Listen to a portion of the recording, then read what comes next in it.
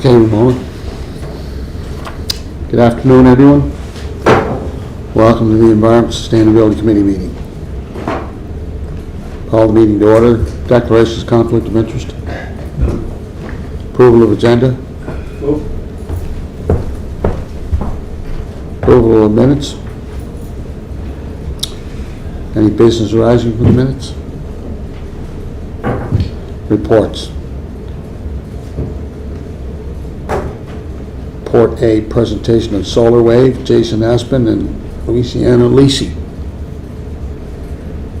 Thank you, Mr. Mayor and council members. I'm Jason Aspen, CEO, CTO of Aspen Kemp Associates, a PEI company that hopefully you've heard of a little bit. And really happy to have some time today to present to you our concept around locally built and manufactured, designed charging stations for PEI, and we're going to be needing a bunch of them specifically for the city. Mr. Chair, Luciano Lisi, project lead for Refuel, Renewable Fuels Inc. Hopefully in the future you'll be hearing more about what renewable fuels are. We're hoping to make PEI net zero even before the target 2030. Are you from Providence, Rhode Island? No, I'm from Florence, Italy, a little the opposite direction. The other side. No, I got a friend, Joe Lisi. Just wondering if you're related. No, he's from Rhode Island. Yeah, he's from Providence, right? He's a good friend of mine, yeah. Okay. Thank you, gentlemen. Let's get the show on the road. Sure thing. Okay, so please feel free to stop us at any point in the presentation. We've just got a one-pager, and you can see it up there. But essentially, PEI has hit some pretty bold targets around net zero, and as a company, it falls right into our sweet spot as well on many elements. But one of the big challenges as we electrify our local society is going to be how do we manage the changes in the electrical load, and for that we are offering what we think are more innovative solutions than what industry currently has. And some of those challenges are going to be, first off, where you locate chargers, what they do, how you manage the peaks associated with the grid. And these are all things that our company has been doing for decades now, management of energy storage.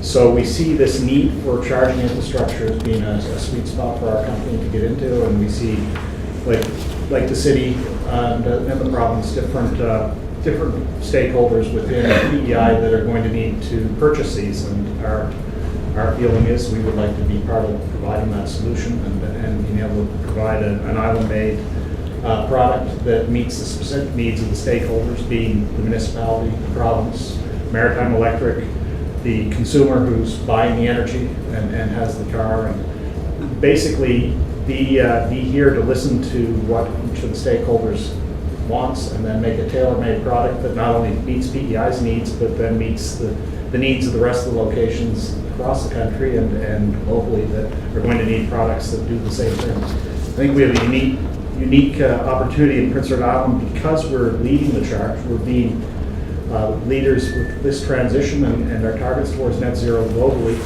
I think, are more aggressive than most locations. So we have a unique opportunity for PEI companies to offer technology to the rest of the world after it's proven here. So, and it's not really, there's no technical barriers. It's just making sure that we're developing a product that meets all the stakeholders' needs and wishes. And currently, that's not on the market right now. So, Luciano, do you have anything? Yes, and I just want to add a couple of things for consideration. As you've seen from the summary, this is perfectly suitable for so many of the locations that the city currently owns or manages, and there are some indirect partners of the city that we will also be approaching, like CADC and others. But the beauty of this type of system is that it's grid connected, but at the same time it takes advantage of a reasonably good insulation level here for Charlottetown to supply a certain amount of green energy. And there are a number of considerations involved, but the first pilot project we would suggest to council is one that's grid connected on net metering, takes advantage of both systems, because we will learn how people react what demand there is. Right now, there are approximately 40 cars sold in PI as part of the PI initiative. We hope it's gonna be several hundreds shortly, but it takes time to understand how demand plays. So we're suggesting starting with one. From the financing point of view, there are many options that are available. There are good incentives from the federal government and NRCan, as you know, you've already used some of it. And there are several options depending on what the city would prefer, depending on whether the city wants it with the potential of advertising or not, similar to your bus shelters. There are several options that can go all the way from 100% ownership and 100% revenue stream to zero ownership and zero revenue stream. There are so many, the range is wide. And we're really hoping that if there is interest by council, that you will tell us what would be the best option for the city. So, and that's a depiction of what we would see a typical one being able to look like that we would have as a fast charger, but there's many different flavors. We're focusing on 2 or 3 different solutions, depending on whether it's commercial, residential, in the municipal infrastructure, and a big part of that being some of the functionality like Luciano mentioned, the net metering, so that when you're generating power, you're getting paid at the rate or recovering it at the rate of your costs, and the energy storage so you can do the fast charging. Using the surface area to collect PV energy, basically all of these things are features that are important. And then again, Maritime Electric, we've had meetings with the CEO, and they see this as a pretty considerable disruptor to their current model, and the associated peaks that are going to be associated with people plugging cars in are a real problem for them, and we'll be working with them to make sure that this infrastructure is able to be controlled by them, both from a cost perspective or an unloading perspective. So bringing all that into one product that meets all the stakeholders' needs is what we're proposing. Any questions on any of that, or? I do, Jason. Yeah. Jason, so what's your proposed cost, Mr. DC? Are you looking at it? What's the cost of what you're showing there? Single cost. It depends on how it's configured. The reason the single cost, there are several costs depending on how the charging station is set up. We're suggesting for this prototype to do 2 fast chargers, the 50 kilowatt chargers, 2 of them. They're able to charge a car, depending what car, but in approximately 30 minutes, you can give 80% charge to a car. For a Tesla, a little less, because it takes a little more. But basically, depending on the type of charging and the amount of interconnection cost, the price can vary quite a bit. The part that I think is more important is what cost would there be to the city? And what we're suggesting, it can be all the way from 0 all the way to 100%. So depending on what the city would like to see, if you want to see this as promotional for tourism, for environment, it can be in any direction.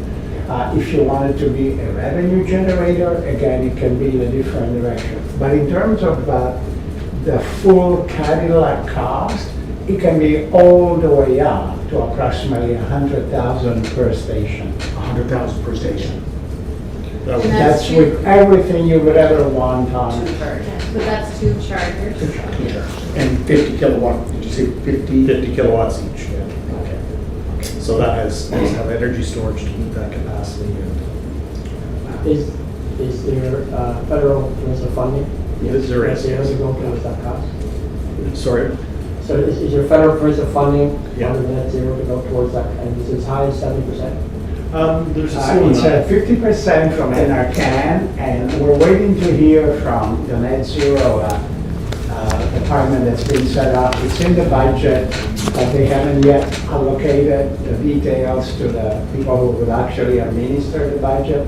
But yes, we think there will be at least 75% available. If you wanted to be the owner, there will be at least 75% available to you.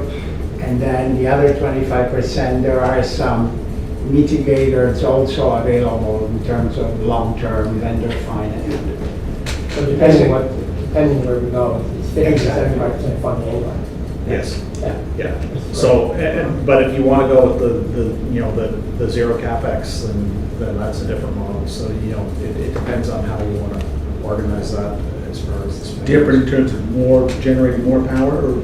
No, I mean, just different as far as, we could continue to own the asset. We would, all we'd ask from the city is the place to put it. Okay. And then we would, use it as a revenue generator. Yeah. So that's also a possibility. So there's, or a mixture So of is there both. any cost to the city for that, other than the location?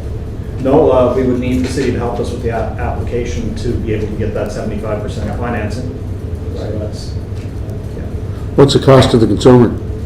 So the consumer would pay whatever the rate of energy is at the time. And this is part of the challenge Maritime Electric has right now, is how to communicate that change in rates. So if you're talking about your house, Maritime Electric is, within the next couple of years, is going to be bringing in smart metering to all of the residential and commercial locations so that they can change that cost of electricity based on what their peaks are. And they hope to change the demand based on the charge-out rates. It would be the same with the car chargers. So we would offer a charger that had that flexibility. So as a user, you'd get to it, and if you tried to plug in and charge your car at 5 o'clock, it's probably going to cost more than if you try and plug in and charge it at 2 o'clock in the morning. So as a user, you get to decide whether or not you want to charge based on that price, and that helps Maritime Electric manage their variability in as we introduce more and more renewables into the grid, we get more and more variability. It becomes more important to manage those loads. So I'm just wondering, Jason, what would be the advantage of, like you were saying, that if you guys went ahead and set it up at no cost to the city, we would help you with the application. So that would be us on the application applying for 50 or 75% funding. So why wouldn't the city just apply for that? What's the advantage of doing that for you guys? So why? Oh, well, I mean, we can work it so that there's a positive impact to the city as well. And there's still the other elements of this, like the advertising, where the city gets to use that space, that sort of thing. So we'd have to structure the commercial side of it based around what was best for the city. And then we would work a deal that's a win-win, basically. I mean, we're obviously in this to help our company too, but what we want to do is create a win-win. And Jason, Maritime Electric has put an application with ICIP, Invest in Canada Infrastructure Program, Right. to look at developing 2 solar farms, one in the east, one in the west. I So totally- they're coming around with the whole idea of solar energy. Yeah, I use the example of Michael O'Grady, who lives up on Ambrose Street. Yeah. Just put on the panels on his roof. yeah. And last 2 weeks I was there, he was taking in more energy than he was using, so he was actually using his energy in his house for no cost at all. Yeah, no, we're net metering at our factory as well, in Poolsville. We've been doing Great. that for a while. It's coming, and it's going to be transformative and disruptive to the utility. But I agree, I was talking to Jason last week at another meeting, and he was saying that they're involved in that, and he's definitely on board with this, and looking for innovation in around car charge ports as well. It's something he sees as a big problem for them. Can I ask a question? Yeah. The NRCan application, I know some of them we've done before have like, they want larger projects. Can you apply to this NRCan funding for just the 2 units, or do they want it to be multiple locations? No, it can be one single project, it can be many. They invite even aggregators to do a number of them. There is, the next deadline is June 22nd, so there is a little bit of time ahead. They are, from exchange of emails, they're quite excited about the potential of PEI, because so far nobody has really, pushed much. So it's good to bring some to PEI. I don't think we're limited to just doing two, if we wanted to take a bigger bite and have, the first one is the go, no-go, like, we get the first one done, everybody's happy with it, and we can continue on with a bigger implementation that's all part of one single application, that's also possible. Where the city has a chance to look at it and say, yeah, we like it, let's go do the rest of them. So it's certainly, there's gonna be a need for much more than two, obviously. As far as the really fast chargers, the 50 kilowatts, there's gonna be a lower requirement for that than the level 2 types because of PEI's geographic sort of makeup. People aren't typically going to be in that big a rush to charge their car. There'll be a lot of a requirement, and we're looking at other options as well. This one's nice because it's got more funding associated with it, but the smaller chargers, we're also planning on providing solutions for them. And, you know, there's going to be out of the box thinking that needs to be done because where are we going to fill up our car now? We're going to fill it up where we're stopping for a half hour or an hour to get groceries or have a meal, whatever, you know, people are doing. It's not something that you do in five minutes like you do at a gas station. So, Ramona, how many charges are we putting in place this year? 17? 19 of the level 2s. Level 2, yeah. So this would complement those. Yeah, and even with the level 2s, we will have a product on the level 2 side that allows Maritime Electric to control it and a user pay scenario so that they don't have that, you know, those big loads that are uncontrolled. The level 2s are actually pretty significant that way because they're the ones people have in their houses. And that's where they're going to see their biggest issue is when everybody gets home. First thing they're going to do is plug their car in, and they already have a peak at 5 p.m. So it's going to be just add to their current issues of peak loading around that time. Any other questions? Sorry. So the level 2, if I heard you right, you're saying it was better than Tuscans. You can charge the car in roughly 30 minutes? No, the level 2s take hours. That's what I thought. Yeah, that's right. What you're talking about would take how long?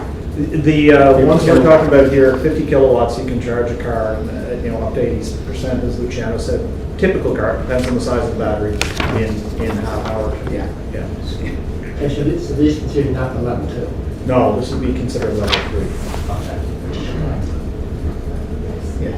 Yeah, and it would be a nice compliment to have. Oh, yeah. Yes.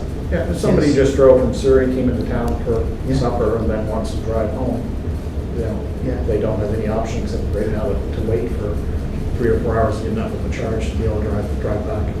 It's interesting to hear the update on the Ford F-150 Lightning. Yeah, it's great. I'm gonna put my name down for one of those Yeah. right And, now. I mean, the technology now, they're going to be updating computers and wherever you're going, they'll tell you where to stop, sir. Yeah. What level they're.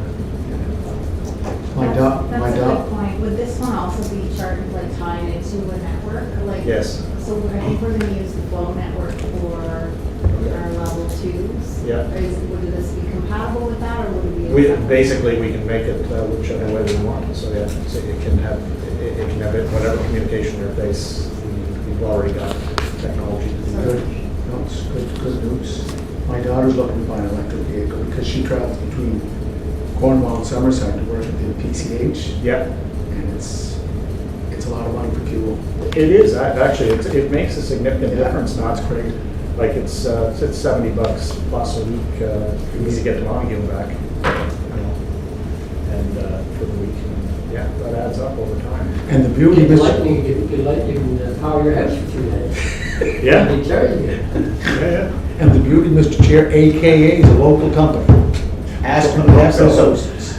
Successful partnership, Lisa. We're trying to do, you know, right now, we're doing this initiative with a bunch of PEI companies where we're trying to promote Team PEI as providing a solution to a lot of the stuff that's happening, like the city of Summerside is also doing a pretty big solar project, so we're hoping to get part of that. But as I was mentioning to Mayor Brown, doing business off island and internationally is a real challenge right now, and that's where most of our projects are. So we see, we've been waiting for this transformation to renewables for a long time, and we've been well positioned for it, and now we're really happy to see it happen.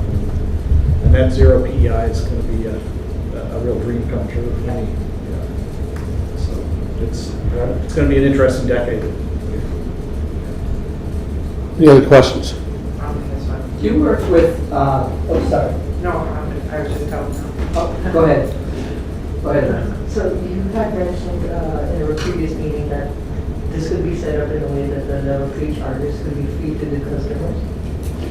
That's only tied to advertising. That advertising and energy taken out go together, so it all depends. Again, it's one of the many options, and so it depends. What we would like at some point is to hear from council, regarding the idea, the option that we think would work best for the city is this option, and then we would work around that. But that is another one of the many options where the customer goes and does not pay for the electricity, it's promotion, but the advertising is paying for the electricity. Yeah, there's lots of variabilities, and we just build up a model that creates positive revenue and the infrastructure that's going to be important to the city being a vibrant spot in the future. Just last question, Jason. So the Tesla, when Tesla did their test rides there last year, Yeah. one thing they talked about was, I think it's a clean energy group out of Halifax, that these electric chargers have to be where people are gone for about an hour, let's say a mall, or they go to somewhere where they're going to be there an hour and a half.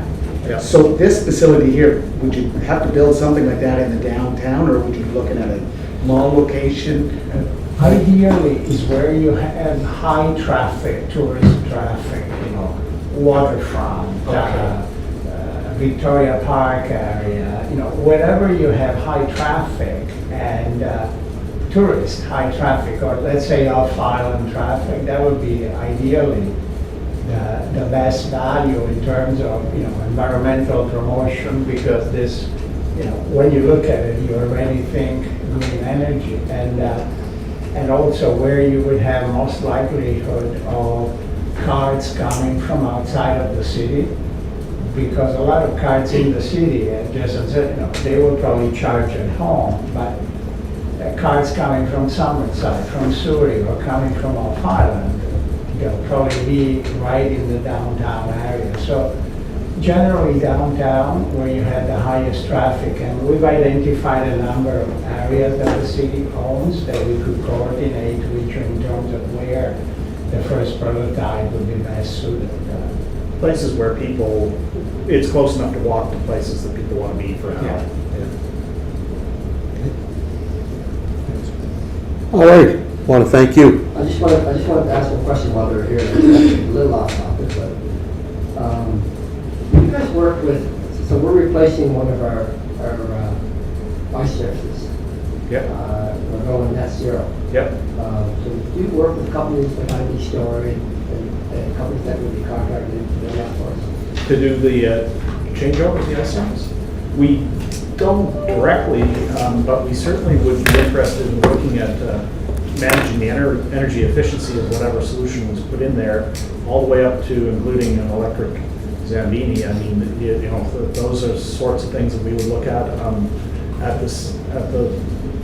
the Cavendish Farm Center in Montague. We did the PV array there, and that's a net metered sort of solution, so that's trying to reduce their energy bill. But certainly in those sorts of installations, the management of the loads and the compressors is important because it drives up your demand charges. So we do look at those sorts of things in industrial and commercial installations. And my last question is, just wondering, people that have electric vehicles that are charged, what's the cost of electricity roughly to charge their car per week?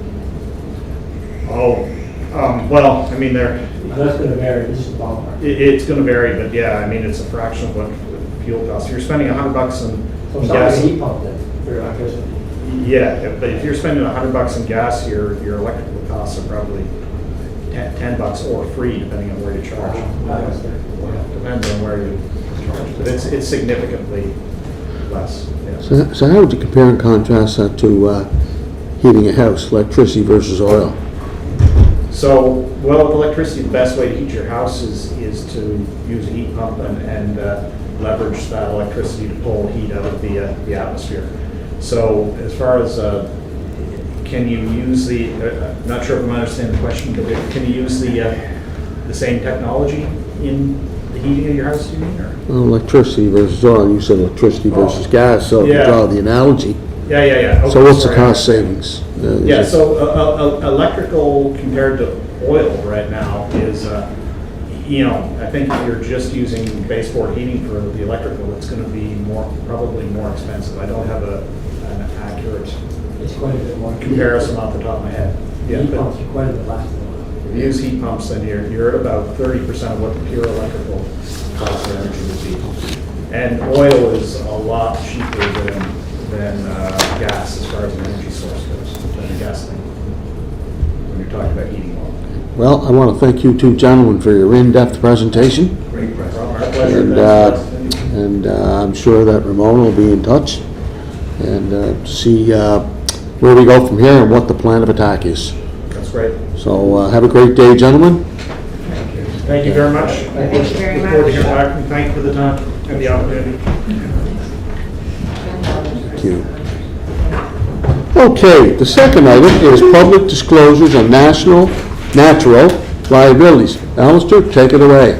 All right, just for some background here, the public sector accounting board has recently, have gone out for public consultation on the review of their conceptual framework for financial reporting for the public sector. Ramona and I were both approached by colleagues from the Intact Center for Climate Change and the Municipal Natural Asset Initiative. And these two organizations, along with KPMG, are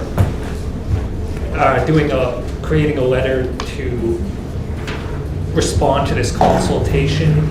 And what they're recommending in this letter and supporting information is that the PSAB remove their explicit exclusion of natural assets from public entity financial statements. So currently, natural assets and the services they provide to the economical level, can't be recorded in financial reporting in the public sector. They're only really valued when they're purchased or sold in public accounting. And what they're recommending here is that they remove this exclusion and that public sector entities that are ready to report their public natural assets in their financial statements can do so in a defined manner for this. So that's kind of what they're recommending in this letter, and why they're approaching us is they're gathering a list of different organizations to add their signature to this recommendation letter. So far, I believe they have 45 signatories on this, which range from public sector entities, so representatives from the cities of Toronto, Montreal, Vancouver, Mississauga. They have financial sector representatives like the Global Risk Initiative, asset management professional, and nationally recognized think tanks and research organizations. And there's some background context as why they are suggesting that they remove these exclusion from reporting natural assets. The first one is the financial value of natural assets is currently known. There's the valuation of natural assets is increasingly undertaken in Canada, and there's a variety of different methods that can accurately report the value of natural assets and the services they provide. Yes, those are well established. The public sector accounting needs to evolve to include all real assets and liabilities, which includes natural assets and their ecological services they provide, as well as the public sector accounting board. It plays a significant role in enabling natural asset accounting in Canada. And with the city's recent endeavor to create a natural asset inventory, and hopefully from that consider more natural assets within the work and policies that we provide in the future as we work towards some form of management plan or strategy for natural assets. If we feel that it aligns with where the city's going in this direction. So our recommendation is that the mayor and or CAO add their signature to this list of signatories.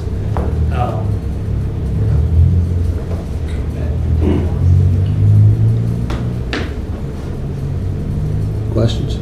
No, I think it's pretty straightforward. I think that moving into the future, I think it's part of the asset base that make it more valuable for the city. It's a step that we probably should take. It's going to take years for them to modify the accounting system to be able to change it. But I think the way we're moving towards urbanization we just heard, I think you're going to want it. Because right now you can't add that as an asset. It's in the value to it. And if I can add, sorry, this won't require us to report on it won't require us to add it to our financial statements. It's more for organizations that are ready to report it, so it won't provide any obligations for us to that. But as we do have things like the public and street tree inventory that does have monetary values associated with it for the trees and the services they provide, it's something that could be considered in the future for the city, assuming they make these changes to their framework. We just need someone to move, so we recommend that this is up to the Yeah. council, or It's a resolution to council. I'll move that we put this on council. Okay, motion carried. Alex, what is the deadline? Did they give us an updated deadline on this? I believe so. If you give me a second, I can look it up. We're meeting on Monday. It was, I think, early June. So, it's not the second.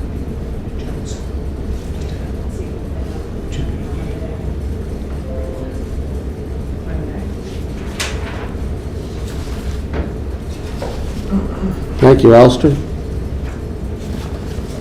Okay, next item. Katrina. So we just wanted to bring you an update on Bike Week for this year. So as has been done for the past number of years, we'll be holding it again in the third week of June, so June 14th to 21st this year. We decided on 2 different themes for the week this year. One, which will kind of focus around our messaging on social media and radio and that kind of thing, will be the cycling safety and etiquette. But we also wanted to promote purposeful bike trips. So like those to the grocery store or to go for dinner, as opposed to just out for fun and activities. And the reason for that is how important purposeful trips by bike are in terms of actually reducing greenhouse gas emissions through cycling. So last year, if you remember, we did Bike Week strictly in a virtual setting because of COVID, but this year we're going to try and do some virtual and some small group in-person sessions. So I'll kind of just take you through what we have planned. So the first thing I have listed there is family cycling training. So we have Cynthia King, who owns PBI Cycling Tours, and she's a certified cycling coach, and she's going to conduct training sessions with 2 to 3 families in their own neighborhood. And the intent would be to get children comfortable on their bikes, parents comfortable, and especially biking together, teaching the parents the skills to lead their children on bikes. So and then this particular one is a collaboration between Sustainability and Parks and Rec and their Go PEI fund. Second thing we have on the go is we usually do bike to school and work day. So this year we're kind of focusing on the school component of it. Question? No. And so we're going to reach out to the different elementary schools in town and kind of pose a challenge within each school where they encourage students to bike or walk to school that day. We want to include walking just kind of to make sure it's inclusive. And then the class that has the most participants will get a pizza party. The next thing we have, so we're also partnering up with Planning and Heritage to do a Cycling in Charlottetown Heritage exhibit. So a similar one was done a couple of years ago, but this one would be done in an outdoor setting. So we're hoping to have the heritage photos printed on signage and do it somewhere that can be easily biked to. Last year, if you remember, we also had a sort of temporary mural sign painted for Bike Week to do promotions with and kind of act as a photo destination. We'll be putting it up somewhere new this year. And then we have a couple partnerships as well within the community. So PEI Bike Guy will be doing a group bike ride, as he's often done for us on Bike Week. And Bike County Charlottetown is planning to do their own social media campaign highlighting different bike routes in the city. So for example, showing people how they can get from various neighborhoods to downtown core or something like that. And then paired with that, they'll also offer guided rides for beginners to go along those routes. And we'll share those as part of our promotions for the week. Then we're going to be doing a radio campaign and a giveaway, which the mayor has once again agreed to join in on with us, and all of you would be invited to as well. So this year what we're going to do for that, alongside promotions via radio, we'll be doing a giveaway with Outer Limits Sports, and the giveaway will be based on sort of a fun challenge the mayor will be doing to run his errands by bike. So if any of you would like to run your errands by bike on a morning during Bike Week, let me know. And Doing training out on the trails, I hear. It's really quite yeah, thank you so much. And then the last thing will be just a social media campaign promoting everything and putting out some safety messaging and things like that. So that's that. I also will draw your attention to the fact that we did do an update to the bike map this year. The bike map was sort of limited to the southern part of the city, so we've incorporated the rest of the city on that bike map. It should be attached to your packages It there. wasn't actually attached, sorry Katrina, I just noted that today, that it's sold out of like 17, but if anybody would like to see it. Yes, we can we distribute can it. certainly. It's not on the website. It's not yet. It's No. not yet. We're kind of going to launch it as part of the Bike Week promotion, so it'll probably get on the website next week. But yeah, so it's basically, it looks quite similar to the old one. We've just added, like the east and west royalty neighborhoods, and added a few things like Upton Farmlands as markers on the map.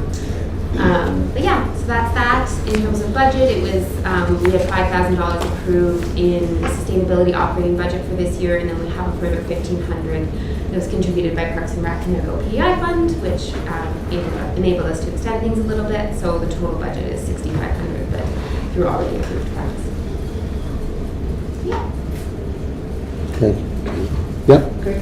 Thank you. And I had sent an email a while back around I had received an email from a resident wondering if we had any kind of bike safety signs. I think there was concerns that there was people like biking on the wrong side of the road, or whether that could be incorporated into our social media campaign. So as awesome as it is, that we can teach new families to bike, to be able to promote that out a little bit through some of that, around, safe ride or whatever, how to safe ride our bikes would be something that we could Yeah, just absolutely. keep that back from mind. I just remembered that, so I thought I should mention it. That's everything, and that's a great report. Thank you. It sounds exciting. So where's the guided rides going to be? So it'll depend on who signs up, because we're going to do them in people's neighborhoods. So, the registration process will kind of be more a bit like an open call. We won't kind of do it in a first come, first serve, and we'll try and match up with a few families in different neighborhoods. Okay, thank you. Sounds great. Thank you, Katrina. Thank you.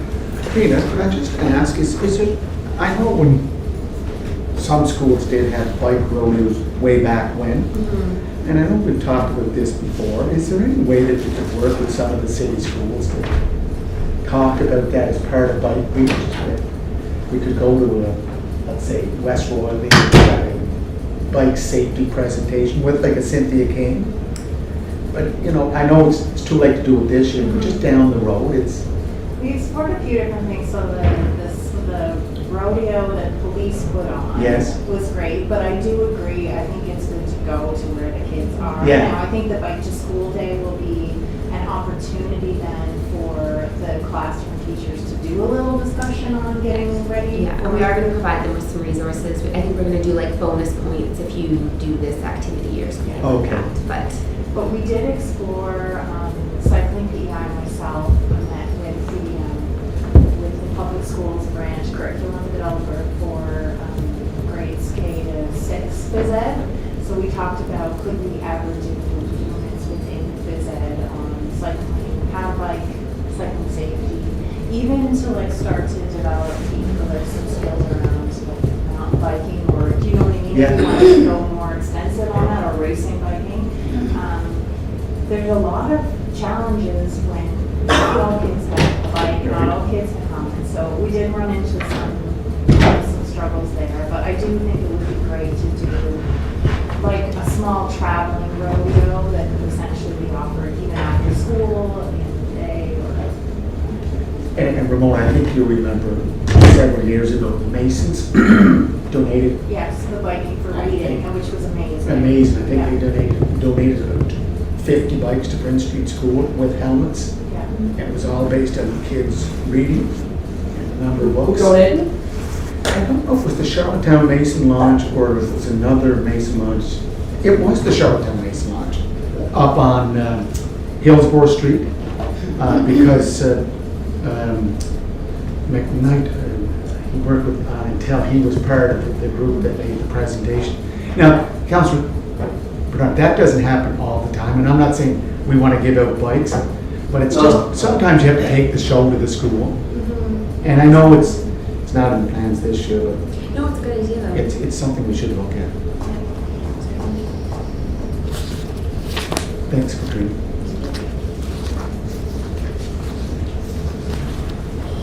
Okay, review the mayor's task force terms of reference. Rona? All right, so just want to give an updated terms of reference here from what's in the package. We had met last time and discussed this project. Thanks, Katrina. Very nice. We had talked about this was the relaunch. I didn't see any issues with the one last time. This is one that's in our package, though, right? No, this is different. This is one with edits. So for we did send this to the CAC. Remember we had a discussion last meeting about making some changes to how the Mayor's Active Transportation Task Force works.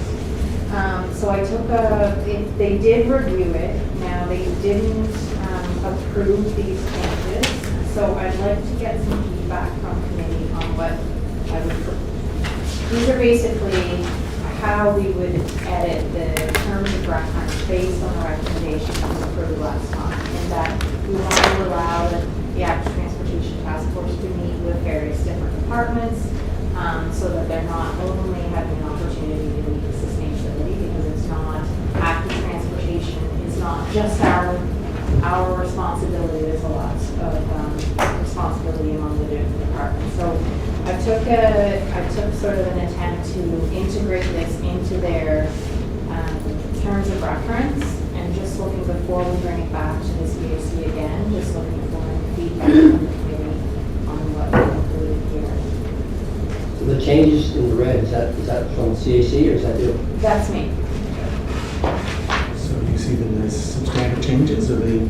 So one was at the request of What number? Councilor Bernard on top. Page 2 was to change it to influence and create, but we changed it to advise. That was a discussion that we talked about. Having them work more closely with the mayor's office, which was a couple changes on page 2. And then on page 3 is basically where we outlined that they would have an opportunity to meet with each of the department managers once per year, which was what we had discussed last meeting. And then again, we're just talking to the mayor's office. Now, I guess the one question I would think would be significant is on the last page. Whether we want all recommendations to still come directly to our committee, or if we want them to go to the committee. Say they meet with Public Works, they've had a great discussion, at the end of the meeting, they decide we want to make a couple of recommendations for Public Works. Do we still want that to come to Environment, Sustainability, and then Public Works, or do we want it to go direct to Public Works? And I'm not sure why I have to come here and then Public Works, I think, to me, that's what they're recommending, is that the Public Works. Go to the committee that's recommended to. Because the mayor's office is the umbrella, right? So they're the oversee, and then they can work collaboratively with each department that they need to work with, right? Well, they would just send it to the department, whatever the question is. Right. It's sent to them. Exactly. And then the department committee can do that. I mean, Like, we've got nothing to do with that active transportation. I mean, we don't get to pick any projects, we don't get to select anything. This committee, no, But it's the vote. yeah, but, yeah, that's one, promoting, that's, Well, it depends what they're recommending. yeah, I know, Terry, but we can't, right, from what I understood, this committee doesn't get to, propose active transportation venues. This committee doesn't do that, that's all done through Public Works. Right, so if they had a recommendation, Yeah, then that what you say is saying that particular recommendation is going to Public Works. yeah, so, If they have a so, recommendation for promoting active transportation trails, that will come here. no, it goes to Parks and Rec. Trails goes to Parks and Recs. According to this change, it's coming here, right?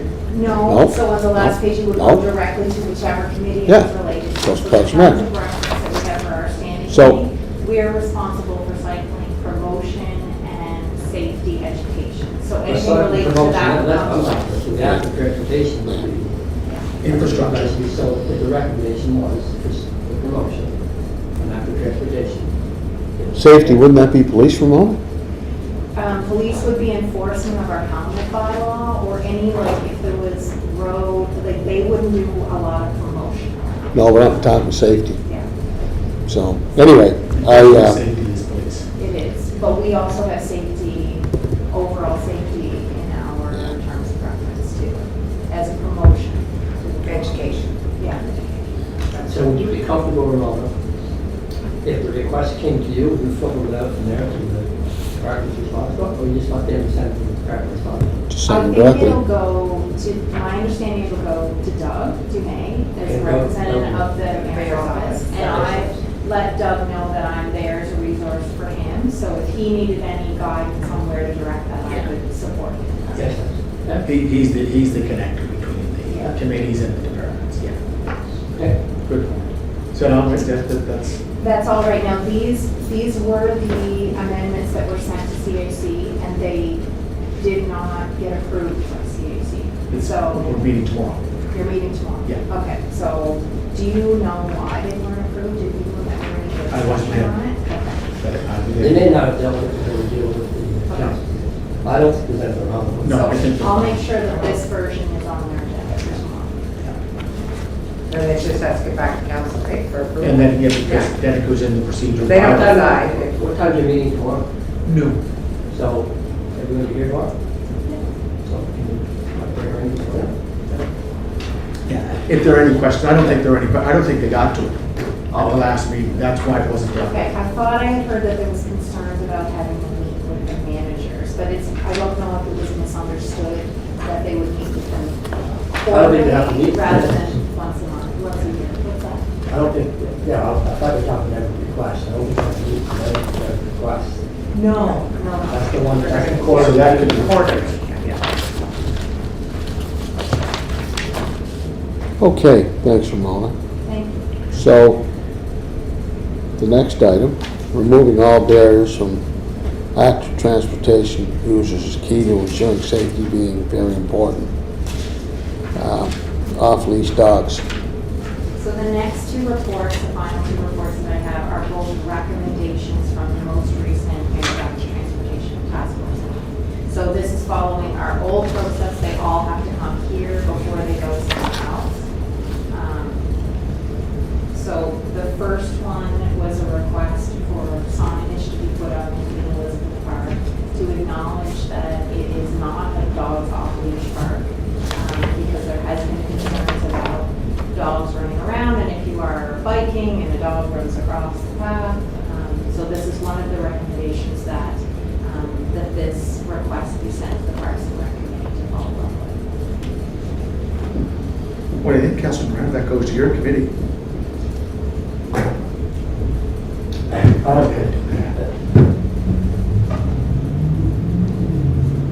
Just to come to the park. We would send a recommendation, down to the send a recommendation to Public Works, tell them we like signs up downtown police, and here's what we've done. I think, now, unless our department also has signs made, we may agree, they very well do. Is this because the new trail that we put in here, is that the reason?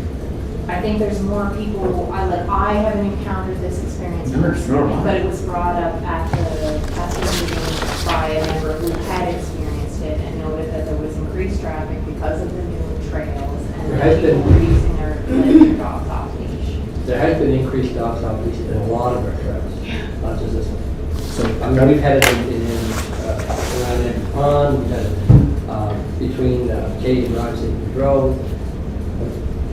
We just need to get a little more militant. And I mean, that's one of the things we're looking at, park ambassadors. You know, I talked to scooter or whatever on the multi-purpose trail we have there, or whether it's people smoking or whatever, so. We're looking at ways to put people in there that come on and not stop them and need to be fighting. We may need to spread that in front of the trails. Because people should know that dogs can't be out loose. I've had it happen to me. What, You're a big dog comes up, I'm gonna grab mine, but at least pull it up. I'm holding it, avoid the other dog, Yeah. and then there's like a trouble. So, So we're not allowed dogs on the Confederation Trail without leash, correct? not that one. I don't think you're allowed dogs off leash. On the City. trail, right? So you have to have it on a leash, so why not in the park, right? Same thing. Yeah, anywhere except the dog park. Yeah. It can't be out loose. So does it go to Public Works or Parks and Recreation?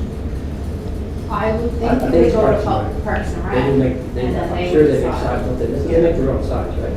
Yeah, so they do, so that's what the signs made. Maybe it's one of our trails, because I think they were gonna do that for Andrews Trail, so they put up just a signage to remind people. We have to Keep your dogs on a leash. Okay, So does this committee approve that report to be sent to Parks and Rec? yeah, sure. Yeah. Okay, Ramona, the next That's one. gonna change, I think, for more. once it goes to Direct the to Parks community. and Rec. Yeah. this time. These are the recommendations you said. Okay. Consideration for the development of multi-use policy that would set standards for active transportation infrastructure. So this is also a recommendation from the Mayor's Active Transportation Task Force. So they're looking for this committee to forward this recommendation to the Public Works Committee to develop a multi-use policy. So that would cover, we're doing a lot more multi-use trails now. We're doing like, even the Hillsborough Bridge will be multi-use. But what does multi-use mean?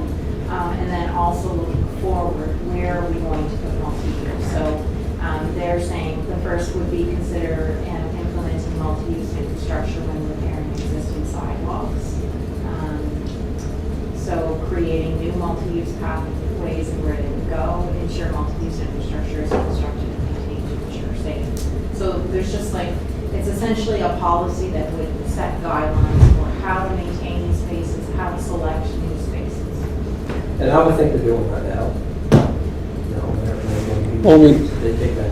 But, I think they are, I think it's just formalizing it into how they're approaching. but a lot of, the only thing that concerns me, Ramona, is that this kind of negates input from the community in that, like, you know, we're still waiting for the multipurpose pathway in Towers Road, right? The residents are, you know, every day I get stopped and they're asking. So what I don't want is to handcuff the community because all of a sudden it becomes too stringent. So there's no real engagement from the community and there's no dialogue with the community where they feel it should go. So I think we got to be cognizant of not to put too many barriers or to delay or delay. And I can understand it, but sometimes the Active Transportation Committee might not be aware of where some of these venues should go. So if you don't I want to. agree with you, I don't want it to be so prescriptive on where the Yeah. infrastructure should go. More, Yeah. how do we make decisions around what we maintain in the winter? And how often? Okay, well, okay, I understand that When now. do we put a multi-use path in and when do we put a sidewalk in? It's more like those. Oh, okay, I'm with you. Yeah, but I agree with you. You know, because, like I said, you know, we're, gotta get that pathway there and that active transportation pathway in there in Towers Road. That's one example. And, you know, the community spoke loud and clear. So, But there's a lot of them. what's that? There's a lot of areas that need it. Yeah, I know, but that one there, like we've been pushing for the last couple of years to get that in. What? She's pushing for the last number of years to get it on Craig Drive too. What's that? She's been pushing for the last couple of years from the Craig Drive. Yeah, I know, but the thing is, that's warranted as well because of the traffic. But there's a lot of people on that street. Okay, there's a lot of traffic on that street. It's dangerous right now. So, go ahead, Julie. Yep, thank you, and I agree with you, I think there needs to be like a criteria set for priorities of what trumps what, what are we looking for when we're deciding when these go through Public Works. But when I'm reading the task force thing, and I'm wondering, it's talking about new streets, new developments, that they're saying that these should be kind of incorporated into that planning while you're doing new streets and stuff. And I'm wondering if this should be forwarded on to planning too, to maybe look at incorporating some sort of a policy or a bylaw or something around development on the new areas when we're talking. Because when I read that, it talks about, be considered when planning new streets and stuff. At that time, would that not be when you would say, this makes the most sense while you're building a new development in Montgomery Heights? Well, that's a public works, let's do that. Yeah, but to make planning, make it require, that's part of the development. From the developer. Or a partnership or some sort of thing. I don't know how they want to work it out. It's a discussion that could happen. Well, if they put in the streets, they should put it in. Developer should put it in. If it's the responsibility of the developer, pay for the streets and the infrastructure before it's turned over to the city, by all means. The onus responsibility should be with the developer. I think with policy development, part of the task is how to implement this other department. So I would think, and I would help to work with Public Works on the development of this policy and have planning at the table during Yes. certain meetings to say, this is the part of the Get them inside policy that you silos. need to make sure is in. And that's all I just wanted to make sure that, that was on the record. And Mr. Chair, under number 4, in areas that have sidewalk on either side, if you go to the sidewalk that's down by the 1911 jail where we put in the pedestrian refuge, you can't get a bike through there at the same time as a vehicle. So cyclists have to go up onto the sidewalk. And I think you're going to get a recommendation from some cyclists that that should be a multi-use pathway. I tried to get through there with my bicycle and a car come through. And luckily, I leaned over a bit because the mirror would have hit my handlebar and I would have been on the sidewalk, not as a walker, but as someone flying off my bike. So there's some other situations like that, like out north of the road. You're going up to Queen's Arms intersection. The bike path just goes like this, it's gone. But we've known that for the last 11 years. So I think that's what we're Where's asking. that at, Phil? You're going Yes. north and north of the road, the Queen's Arms intersection. You're riding your bicycle on the west side. You can't ride on the sidewalk. As soon as you come up to where the old Stevens and McCachran truck shop was, the lane's gone. There's no lane. You're on the street, and cars are just zinging by. But there is, And so that must be where you're supposed to merge with traffic. yeah, but merging with traffic and a bicycle today, it's not good. No, I mean, but it was done, that's Yeah. not a word, but yeah. But I see some of the points they're making. And Julie's point, Councilor McCabe, more collaboration with the other departments. And I made a note there. Just so you know, there's a new development over in Highfield subdivision. I'd say 7 houses, and these are $500,000 houses, not a sidewalk. Brand new subdivision. Well, some subdivisions don't want, some neighborhoods don't want sidewalks. But They want to be on the pavement. But I mean, that's the point I was making earlier. I mean, we could sit here and come up with ways that possibly get our project done by putting this policy together. At the end of the day, Public Works looks at all the requests, and they go through and do the ones where they're upgrading streets or whatever, that's where they put the money. So, and that's my point earlier, there's a lot of areas that are not done. Like, I know Mrs. looking for a multi-purpose pathway. So Craig she Drive, knows a lot East of Warwick areas. Road. Yeah. And so, the more we hammer at it, the more that why she get mine done, because I asked for that last year or 2 years ago. Well, It comes down to a priority where where's the safety issues? well, out there is a safety issue. Okay? There's no disputing that. That's a safety issue But the on safety Towers on every Road. street though. Where? Every street. Yeah, I know, Terry, but there's no sidewalks, there's no nothing. It's dangerous there. We got a bunch of seniors in the That's why Sherwood we area. said before- What? We said before, that's why we paved the road extra wide, painted it so people can walk while the construction is done. But you can't walk there. Whatever. You can't, it's dangerous. Anyway, like, I don't know what you're not getting. It's not safe there. Well, I'm not sure why it's not, because they paved Well, it's it not, wide. it's not. I mean, Well, I had a community, The lines are painted, right? what's that? I had a community, listen Terry, I had a community meeting, 60 people attended. Do you know why I had the community meeting? Because at the time, there was a member of the Public Works Committee didn't think there's enough people use that road. Well, guess what? They even put cameras up, they couldn't believe how many people use the road. So you think that if Julie had a public meeting, Yeah. and she asked people if they wanted to Yeah. go the first pathway on Yeah. East Roy Road, that they would come and they'd say yes? Probably. Any So, one of us can do that. yeah, so, you know what I don't understand, Terry? Like, are you in favor or are you against it? I'm in favor of doing it properly. I did do it properly. I'm looking for ways to get my project on the top of the list. Well, you got a project done. What's that? You got a project done out in Riverside Drive. Yeah, Yeah, yeah, and it went through proper procedure. yeah, yeah. Well, no, you can through this committee. Can we do? No, we can't do that anymore. We can have discussion after as far as. Yeah, anyway. Wrapping it up. Well, I don't think you know what I'm talking about. Okay. I don't think the intent of this policy would be to set priority projects. It's more how do we want to make decisions. Right. Okay. But is that our jurisdiction? to No, say how and that's we're why gonna we're do it? sending this to public works. Yeah. They can discuss it at their committee level anyway, and decide. Yeah. Let's say they do anyway, they should, Right. they used to. I mean, I know it's not easy there, I mean, I've heard it before. We got, $10 million worth of projects and $2 million spent, so what are the projects you spend on? That's just difficult. I mean, then so you get $2 million spent, $10 million worth of projects, so try and do the ones that impact safety. So, you try to work your way down. Absolutely. Anyway, So this one's okay to go to public works? yeah. Yeah, just as long as it does, again, Ramon, I just caution you that, as long as it doesn't prohibit or make it difficult for a community or a neighborhood to bring forth, their recommendation. So read it again, Ramona.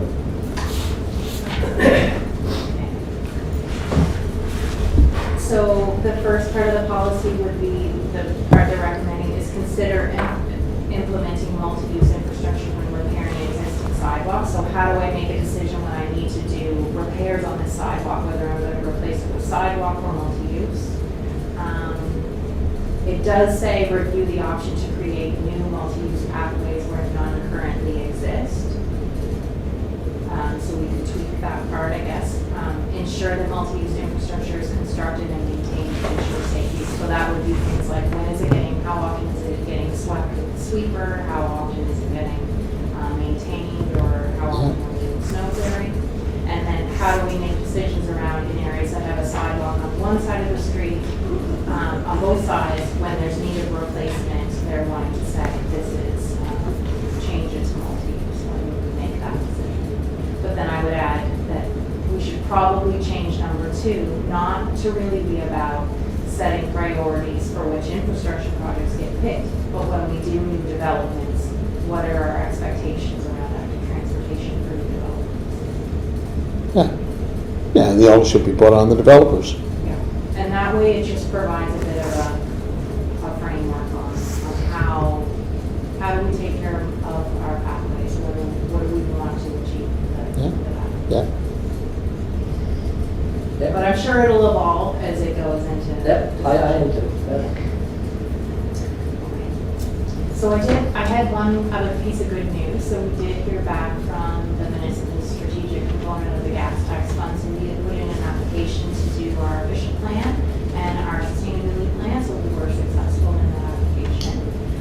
So the total project value is $460,000. No cost share of 50/50. and that's for active transportation. No, I'm No. sorry, I'm skipping to another item. That's for the official plan update. Okay. And for the sustainability plan update. So Okay. our sustainability plan will be 5 years old next coming March, so we want to start working on our update. Okay. Do you have any direction for me on the solar wave presentation? Look, I would suggest we explore an application with them for the June 27th cutoff for that. The question I would have them on this, and I agree with that, I agree with you explore it, but will they have ways to commit They were, And yeah. there's other companies in the same business that, you know, we should be, before we tender it out, instead of just giving it to them, because it's going to be an expensive contract. Yeah. So, you know, I think we need to look at who else is in the business and give them an opportunity to bid, as opposed to going up through the contract. They're already guaranteed the contract the other day, and not looking at the city. Right. That's the only problem that I would have. Yeah. I need to get a little guidance from finance on when we can pursue it as like, they approached us with a partnership opportunity. We weren't approached by another company with this opportunity. Well, we were Maritime Electric, but we also proceeded with Maritime Electric. Yeah, the finance experience, I mean, they're responsible for tendering, and that's So why we it did, makes sense. when Maritime Electric, for instance, approached us, we did not go out and look for others or give others that opportunity. For the maritime electrical? They brought up the project, they Well, I mean, pitched I the think project. that's a little different, though. I mean, Yeah. Well, it's no different They're than, the only, no different than we did the project, the tree down there in front of the Arts Guild. The planting of that tree, that was a private project, right? That was the private sector, a member of the private sector, so, We did in that instance, so extend it to a couple companies, and they were the company that said that they wanted to pursue. If you partner, this might be a silly question, so if we partner, put our name on the application for them and we were at a 0-0 cost share and we just gave them space to put this and another company came, were you allowed to put your name on their company application as well, or do you have to be with one company? well, I think it's depending on your cost, on your funding. So when the government approves the funding, that depends on your, if we're doing a co-contract, co-funding arrangement, But this partnership wouldn't negate our ability to enter into other partnerships with other companies. I think just on that particular project, we're gonna be involved in that project. So if we went with one 50/50 plug-in station that he talked about, if you did that, and then put it somewhere and it was going, and there was no, remember he said it would be 0 to the city, 0 gain, and then somebody else decided, and just see how it worked, with opportunity to grow if it was a thing, and then another company came, could we still plug in a partner there with that same kind of a deal? Then that way you don't have to wait, because the funding's due on June 27th, it might be tough to get into other companies. I think it's a great opportunity to explore promotion for sure. We can do a little scan and see who else is even operating in this space, a high-speed charger with solar generation. Even so that there may not yet be somebody doing a similar project, or it may not be at the phase that they're at, so we can. And the other thing is, how many stations do we want? That's a good question. How much did we put in our budget for that, for lighting charges? The other one is like 68,000, it's not in our budget, it's public works, but it's, I think it's 68. For the charging stations? Yeah. like how many cars are on the road now, Ramona?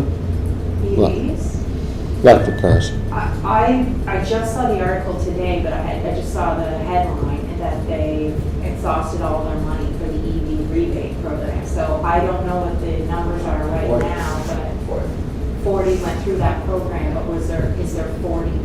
How many would there be in the system? I don't, you have to I mean, check. electric vehicles on the road, you mean? Yeah. Oh, I don't know. Yeah. That program then went through 40. And Steve Mars is saying, if the money gets exhausted, he's gonna ask for more, that was $500,000 in his budget. So, And that was just put out not long ago, right? Yeah. And they went through 40. So that's, yeah, I told him, they're getting down, it's not, he said, if we run into money, everybody knows Oh, we're gonna okay. ask for more. Maybe I misread that headline. that's a lot of cars in a short time, really. Yeah.